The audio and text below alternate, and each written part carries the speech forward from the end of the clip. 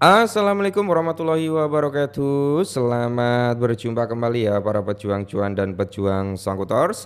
Bagaimana keadaan teman-teman semua? Semoga kalian dalam keadaan sehat semua ya, dan saya doakan buat kalian jadi orang sukses semua. Amin, mantap ya. Dan tetap ya kan kawan ya, sebelum lanjut alangkah baiknya kalau ada secangkir kopi dulu nih ya, secangkir kopi buat menemani kesempatan kali ini teman-teman ya. Dimana di kesempatan kali ini kan kalau kita lihat bersama-sama ya, dari dominance Bitcoin ini ada sedikit kenaikan walaupun belum sampai 1% ya, walaupun persentasenya masih di kepala 64,4-an bro. Jadi dia turunnya itu nggak begitu tajam. Coba aja turunnya tajam, Bitcoin naiknya kenceng bro, otomatis ya,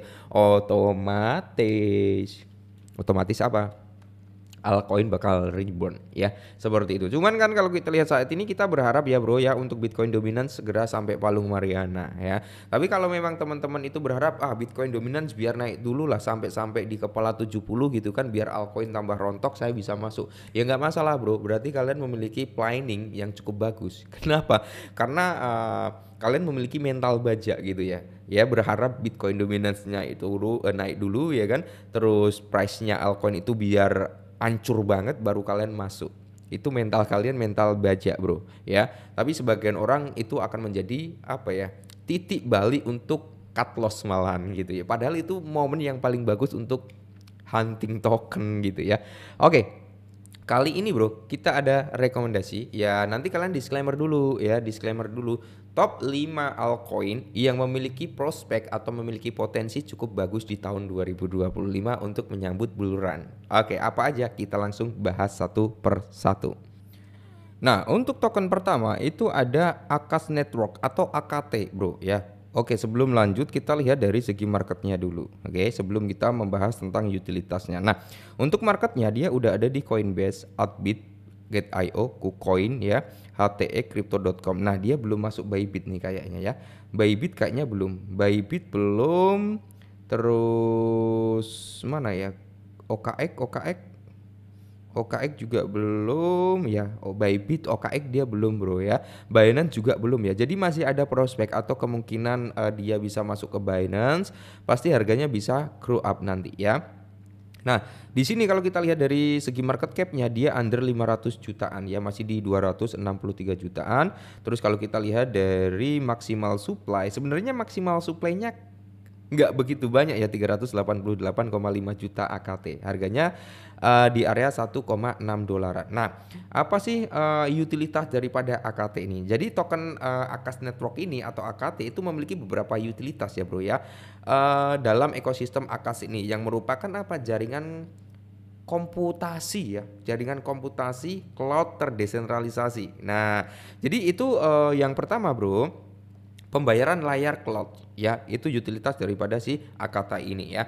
AKT itu digunakan sebagai alat pembayaran untuk apa? Menyewa sumber daya komputasi seperti CPU, GPU, RAM kayak gitu bro ya. Stroke di jaringan Akas. Nah, ini cukup menarik ya. Terus yang kedua itu adalah staking dan keamanan jaringan juga nih untuk si AKT ini. Ada governance, tata kelola juga brother. Ada insentif untuk penyedia provider juga ya. Ada ekosistem dan aplikasi Web3-nya. Jadi untuk AKT ini sebenarnya cukup bagus ya. Cukup bagus bro. Nah, jadi kalian disclaimer lagi. Nah, untuk AKT ini ya bro ya, dia berbasis EI, token berbasis EI. Nah, gitu. Dan untuk token berikutnya itu ada NIR Protocol. Nah, kalau kita lihat dari NIR Protocol ini bro, ya market cap udah lumayan lah 2 miliaran ya bro ya. Untuk total supply saat ini di area 1,25 billion ya, dan udah tersirkulasi semua. Oke, marketnya di mana aja bang? Nah, kalau kalian bicara market udah ada Binance, Coinbase, Bybit, ya Outbit, ini udah komplit kalau kita berbicara tentang marketnya. Nah, terus fungsi atau utilitas daripada NIR protokol ini sebagai apa? Oke, kita akan bahas ya. Jadi NIR protokol ini adalah apa ya? Memiliki beberapa utilitas juga, bro ya. Jadi utilitas penting gitu kan dalam ekosistem blockchainnya yang dirancang untuk apa? Menjadi blockchain layer 1. Nah, menarik ya untuk NIR protokol ini sebenarnya. Nah, yang cukup cepat, aman dan efisien ya, serta ramah bagi pengembang. Nah, Yang pertama itu pembayaran biaya transaksi atau gas fee itu sebagai utilitas daripada NIR protokol ini sebagai token asli blockchainnya sebagai gas fee-nya gitu kan bro ya. Terus ada sistem mekanisme staking dan keamanan jaringan juga bro. Terus ada governance ya, ya ekonomi dan pengembangan dApps juga. Jadi NIR protokol ini digunakan dalam berbagai aplikasi di atas jaringan, termasuk ada apa pembayaran dalam game NFT ya, DeFi, SocialFi ya. Jadi token NIR protokol ini bisa digunakan sebagai alat tukar di dalam aplikasi dan ekosistem tersebut. Jadi menarik ya.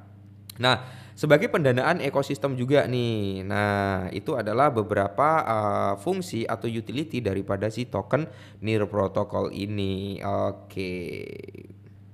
Nah, untuk token berikutnya itu ada render bro ya. Untuk render sendiri kalian bisa cek untuk marketnya udah ada di mana aja. Kalian bisa lihat ya udah komplit juga bro. Binance udah masuk, Coinbase udah masuk, Adbit, OKX, Bitget, Max Global ya. Ini udah masuk, udah lumayan banyak kalau kita berbicara tentang marketnya. Nah, untuk circulating supply 518,12 juta ya bro ya. Maksimal supply itu nggak nyampe di 1 miliar. Kalau maksimal supply-nya nggak nyampe di 1 miliar ya. Untuk harganya sendiri dia di kisaran harga $3. Nah, untuk token render sendiri ada apa ya? Adalah aset kripto gitu ya kan. Dia itu aset kripto dari Render Network. Ya, jadi sebuah platform rendering GPU terdesentralisasi. Nah, utilitas dari render ini, Bro, satu sebagai pembayaran renderingnya. Nah, menarik ya. Jadi RNDR ini atau render ini itu digunakan sebagai alat pembayaran utama bagi pengguna yang ingin melakukan rendering. Nah, seperti itu ya, Bro ya.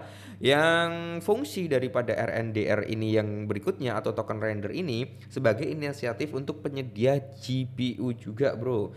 Yang ketiga adalah sebagai apa ya? Staking dan jaminan juga nih untuk RNDR ya. Ada pemrosesan AI dan machine learning. Nah, apa itu jaringan render mulai diperkuat ya atau diperluas gitu, Bro ya. Tidak hanya untuk rendering juga, bukan hanya untuk rendering visual gitulah ya, tetapi juga digunakan untuk pemrosesan AI ya, seperti training model kayak gitu ya. Jadi cukup menarik sebenarnya ya. Yang berikutnya governance ya, itu tata kelola udah umum di beberapa altcoin juga sama ya, integrasi dalam ekosistem 3D dan metaverse ya. Menarik ya bro ya untuk RNDR ini. Nah, berikutnya ada BitTensor atau TAO ya. Kalau TAO ini memang harganya udah cenderung mahal, Bro. Ya, udah di angka 321 dolaran ya, udah cukup mahal. Cuman yang perlu kalian ketahui utilitas daripada BitTensor ini atau TAO ini adalah sebagai insentif untuk kontribusi AI neuron ya. Itu fungsi atau utilitas daripada BitTensor ini, Bro ya. Jadi developer dan model AI disebut neurons yang berkontribusi gitu kan, berkontribusi dalam hal apa, dengan hasil AI terbaik di jaringan akan mendapatkan hadiah berupa TAO gitu bro ya, sebagai pembayaran untuk akses kecerdasan juga ya, staking, delegasi, ada skor reputasi dan peringkat neuron juga bro. Jadi itu adalah utilitas daripada si TAO ini sebagai token tata kelola juga ya. Dan ada apa operasi subnetnya juga nih untuk si BitTAO ini ya. Walaupun harganya udah cenderung mahal tapi bagus juga gitu kan. Nah, inilah beberapa altcoin bro yang notabene memiliki prospek yang cukup bagus ya di tahun 2025. Ini berbasis AI ya bro ya. Ada juga sebenarnya Fed.ai ya, atau miliknya Allianz apa itu namanya aku agak lupa ya. Intinya token Fed itu bro ya. Kalian bisa cek sendiri, bisa lihat sendiri. Intinya disclaimer ya. Oke, mungkin ini dulu, semoga bermanfaat, tetap semangat dan salam cuan.